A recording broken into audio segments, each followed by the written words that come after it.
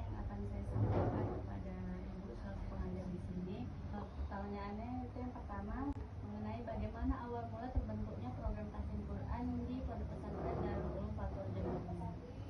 Awal mula terbentuknya program tahsin di Pondok Pesantren ini itu bermula dari 3 tahun yang lalu, di mana awal mula itu dari penerapan tahsin di sini itu kan dikarenakan di sini belum ada program tahsin, yang ada namanya program fasohah, di mana kalau fasohah itu dia enggak ke hukum-hukum atau masalah huruf, tapi lebih ke untuk kefasihan aja. Tapi kalau untuk tahsin ini kan lebih untuk semuanya gitu. Mengenai sesuai dengan judul dari judul penelitian saya mengenai metode tahsin, apa metode tahsin yang awal diterapkan di Pondok Pesantren ini? Metode seperti apa yang awal mulanya diterapkan di sini? Metode yang pertama kali diterapkan di Pondok Pesantren ini itu ya metode fasohah tadi yang kayak saya bilang sebelumnya tadi.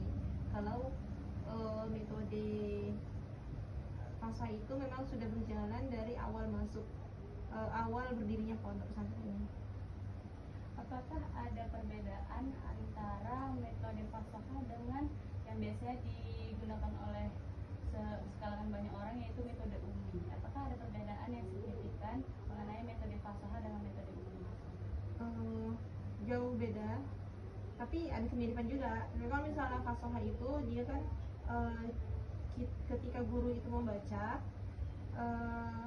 murid itu mengikuti dengan bacaan yang sesuai dengan guru itu baca.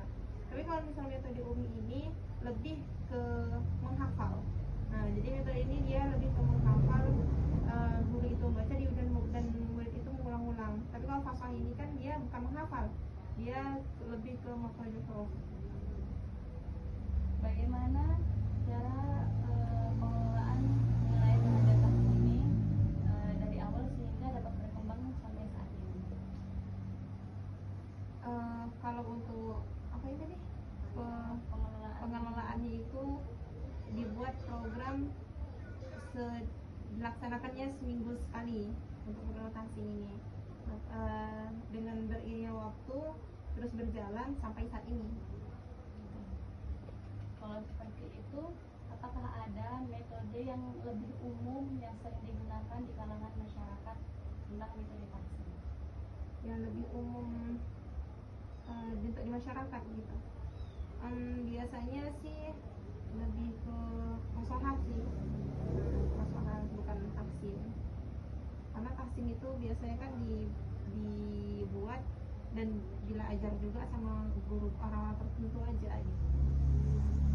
Kalau seperti itu, apa saja kendala yang Ibu alami selama mengajar di awal-awal terbentuknya program tahsin? Kalau kendala melaksanakan program ini itu biasanya kendalanya sih lebih ke tingkat fokus santri itu. Nah, jadi kadang karena dalam program ini kan semua santri dijadikan satu, santri kelas 1, kelas 2, kelas 3 gitu. Jadi dikumpulkan semua satu dalam aula. Jadi, terus diajarkan dalam ya semua sama gitu. Jadi kadang kan tingkat kepahamannya juga beda-beda. Selanjutnya, tentang Ibu selaku pengajar metode tahsin, apakah ada metode terkhusus untuk yang terpaut usia, misalnya metode untuk anak usia dini ataupun yang kalangan remaja ataupun untuk orang tua? Apakah ada perbedaan metode mengajarnya, Bu? Untuk kalau cara metodenya itu jelas banyak beda.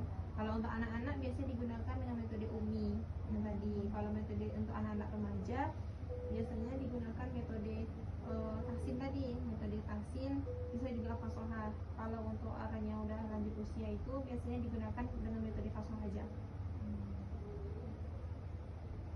Apakah ada setiap bulannya atau setiap minggunya mengevaluasi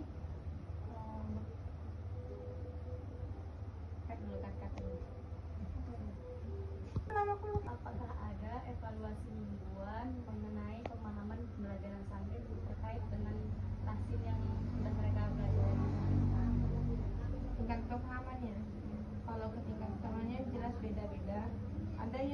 itu udah betul-betul menguasai untuk tahsin itu sendiri. Ada juga kebanyakan yang masih belum, mereka masih proses. Ditambah lagi ini kan masih banyak juga santri-santri yang baru, jadi masih banyak yang butuh evaluasi. Bagaimana cara Ibu mengevaluasi mengenai penerimaan santri terkait program tahsin ini? Untuk mengevaluasinya biasanya dilihat dari ketika mereka sedang setoran gitu. Jadi ketika setoran itu kan terlihat mana bacaannya masih bagus, mana bacaannya yang masih belum bagus, itu bisa dilihat. Terus kita evaluasi kalau mana yang bagus, mana yang belum gitu. Selanjutnya, apakah ada tantangan tersendiri yang Ibu rasakan ketika Ibu mengajar program tahsin ini sampai sekarang? Kalau untuk tantangannya sih sampai sekarang itu lebih ke anak-anak yang daya tangkapnya itu lambat gitu. Jadi itu membuat kita untuk pengajar itu cara mengajarnya juga berbeda gitu, untuk melatih kepahaman mereka supaya cepat dapat, supaya cepat paham juga gitu. Jadi bagaimana solusi yang biasanya Ibu terapkan sehingga anak-anak tersebut jauh lebih paham mengenai metode ini? Biasanya kalau untuk anak-anak yang lambat untuk mereka memahami